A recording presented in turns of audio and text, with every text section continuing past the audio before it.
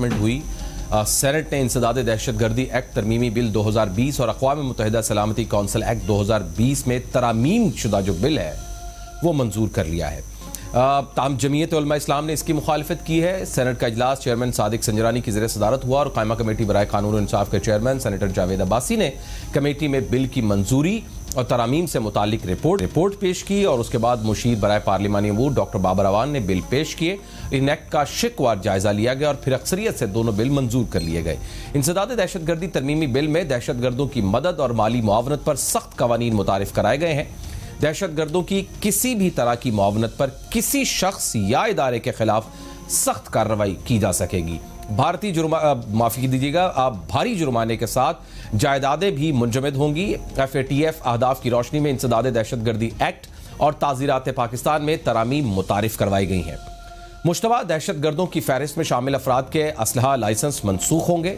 ऐसे अफराद को कोई शख्स या इदारा कर्ज नहीं दे सकेगा। मुश्तबा दहशतगर्द को कर्ज देने वाले शख्स को 2.5 करोड़ रुपए जबकि कर्ज देने वाले इदारे को 5 करोड़ रुपए का जुर्माना होगा। इंसदाद दहशतगर्दी तरमीमी बिल के मुताबिक किसी शख्स या ग्रुप को दहशतगर्दी के लिए बैरून मुल्क भेजने में मदद या माली मुआवनत पर भी जुर्माने होंगे, जबकि कालदम तंजीम या इसके नुमाइंदे की तमाम मनकूला और गैर मनकूला जायदाद फौरी मुंजमद की जाएंगी। जायदाद की तस्दीक न होने पर अदालती दायराकार से बाहर की जायदाद भी कर्क हो सकेगी और मुंजमद असासात का जो गजट नोटिफिकेशन वो भी निकाला जाएगा।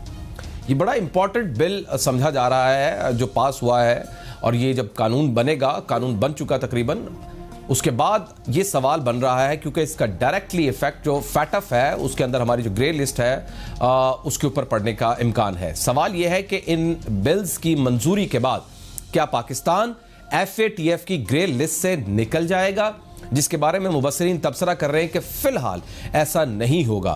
तो अगर नहीं होगा तो उसके बाद क्या ऐसा करना बाकी रह जाएगा जिससे पाकिस्तान FATF की ग्रे लिस्ट से निकल जाएगा। मुबस्सिरीन इन बिल्स की मंजूरी को पाकिस्तान के लिए एक अहम तरीन इक़दाम गर्दान रहे हैं, लेकिन इसकी अफादियत होगी क्या, इससे पाकिस्तान को क्या फ़ायदे हासिल होंगे, इसके लिए बात करेंगे। सीनियर सहाफ़ी मुआशी अमूर मेहताब हैदर साहब मुझे ज्वाइन कर रहे हैं। मेहताब साहब शुक्रिया सर आपके वक्त का। सर इस बिल के फायदों की बात करें, क्या इस बिल के बिल्स के पास होने के बाद पाकिस्तान FATF की ग्रे लिस्ट से निकल जाएगा sir? Thank you very much. देखिए, बुनियादी तौर पे ये यानी पार्लियामेंट से अप्रूवल जो है जी, ये इस बात को डिमॉन्स्ट्रेट करती है कि गवर्नमेंट ऑफ पाकिस्तान किस हद तक जो है वो FATF के मामलात को सीरियसली ले रही है।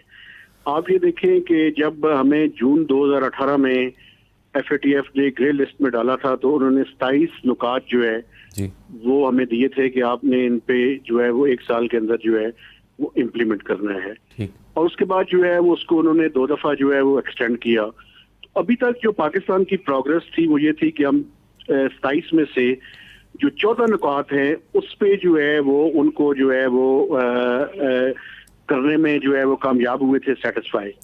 जो बाकी रिमेनिंग चीजें थी उस पे मैं समझता हूँ कि पाकिस्तान में ये देखें, ये लेजिस्लेशन जो है चूंकि बुनियादी तौर पे जो है वो ये कि आप इसको जो है मनी लॉन्ड्रिंग को, फाइनेंसिंग जो है इसको कॉग्निजेबल ऑफेंस जो है वो करार दे दे। तो जो कानून के अंदर चेंजेस की गई और पेनल्टीज को बढ़ाया पाकिस्तान में है, जिससे है कि पाकिस्तान की हुकूमत जो है वो सीरियसली इन तमाम चीजों पे जो है वो अमल दरामद कर रही है। अब इसका अल्टीमेट रिजल्ट क्या होगा?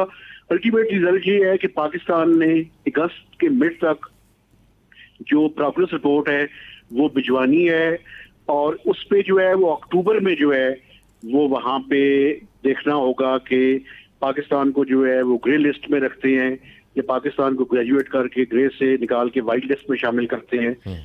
और अब चांसेस कम अज कम मैं समझता हूँ ये 14 नुकात के बाद और इस लेजिस्लेशन के बाद कम अज कम इस बात के चांसेस है कि पाकिस्तान को ब्लैक लिस्ट में जो है वो किया जाए।